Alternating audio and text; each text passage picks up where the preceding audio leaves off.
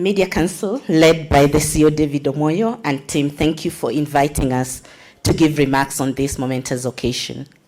As we gather here to commemorate World Radio Day 2024, as the chairperson of the Media Owners Association, it is my privilege to give our remarks on this significant day. Today, we come together to celebrate a century of radio tireless efforts in informing, entertaining, and educating the masses. For over a century, radio remains a key player in advancement of human civilization through its role of informing, educating, and entertaining people. Radio, as you all know, is a versatile medium that comforts the afflicted and afflicts the comfortable. It amplifies the voice of the unheard and ignored, disseminates information to public, mobilizes communities for action, and watches over management of public affairs by speaking truth to the power. In our society today, it has built careers, opened up new horizons for persons as well as communities for action. It has inspired collective actions and orchestrated massive transformations of society. However, as we celebrate radio's past achievement, we must also recognize the challenges that lie ahead. In an ever-evolving media landscape, it's crucial that we ensure the sustainability of this invaluable medium. Sometimes we hear complaints of our radio stations that we have deviated from the noble roles and are nowadays no more than purveyors of gambling. But one must sympathize with the difficult environment the radio is operating today, where it's no longer feasible to rely on advertising for revenue alone. In the face of our current economy, stiff competition, and pervasive digital platform, as media owners, we understand the importance of innovation to survive, and that is not often easy. Concerns have also been raised about dominance of entertainers in radio over professional journalists, denying trained journalists opportunities in the studio, but that is not often a fair criticism. Depending on different radio stations and their broadcast objectives, and also the target audience and other considerations like employment capacity and available budgets, some stations seek to maximize their entertainment role over other functions like news.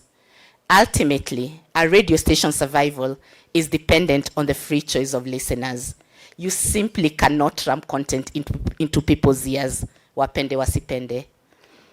To young people considering careers in radio should not be scared of this alleged takeover of airwaves by entertainers. Instead, they must pay attention to the changes taking place in this medium. Unlike in the past where all that was needed was a good voice for the mic, today successful broadcast journalists must have a wide array of skills to make one consummate content creator as an informer, educator, and entertainer all rolled into one. Today, I would also like to take a moment to address the government, and I'm happy that our regulator is represented here, Communication Authority. I call the government to support radio sustainability. In Kenya, radio stations, both big and small, play an important role in providing local news, promoting cultural diversity, and fostering a sense of community. They serve as a platform for dialogue, sharing stories, and connecting people from all walks of life. However, sustaining radio operations in Kenya today and in this digital environment requires heavy investment and support. We urge the government to recognize the significance of radio and allocate resources towards its growth and development. This support can come in various forms, such as providing funding opportunities, reducing regulatory burdens, working with the industry to develop spectrum management strategies that meet the need of broadcasters. At the same time, providing tax incentive to encourage investment in the industry. And lastly, creating a sustainable business environment. By working together, we can develop innovative strategies to adapt to the evolving media landscape and ensure that radio remains a vibrant and relevant medium for generations to come. As owners and stewards of radio stations, we have a responsibility to uphold the values that radio represents. We must continue to champion for the principles of accuracy, fairness, and impartiality. In this era of rapidly evolving technologies and media landscape, we have the responsibility of continuing these rich legacies and ensuring radio remains relevant in today's world.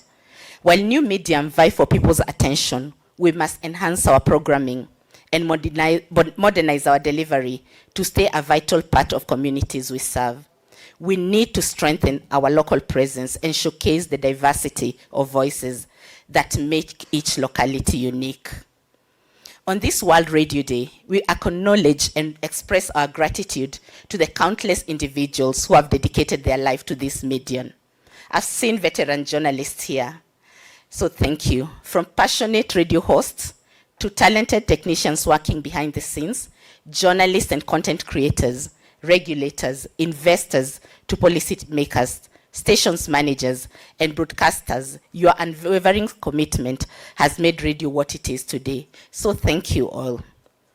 We also recognize the listeners whose support has sustained radio throughout the years. Your loyalty and engagement has been the driving force behind the success of this medium, and we are grateful for your continued support. In conclusion, on this World Radio Day, so tune into your choice of radio station. Let us celebrate the remarkable achievement of radio over the past century, and let us unite our efforts to secure sustainability of radio, appealing to the government for their support in creating an environment where radio can continue to flourish. Together, let's recognize the power of radio to inform, educate, and entertain, and let us strive to ensure that it remains a vibrant and integral part of our media landscape. Thank you all, and my collective effort pave way for a sustainable future for radio in our country. Asanteni sana.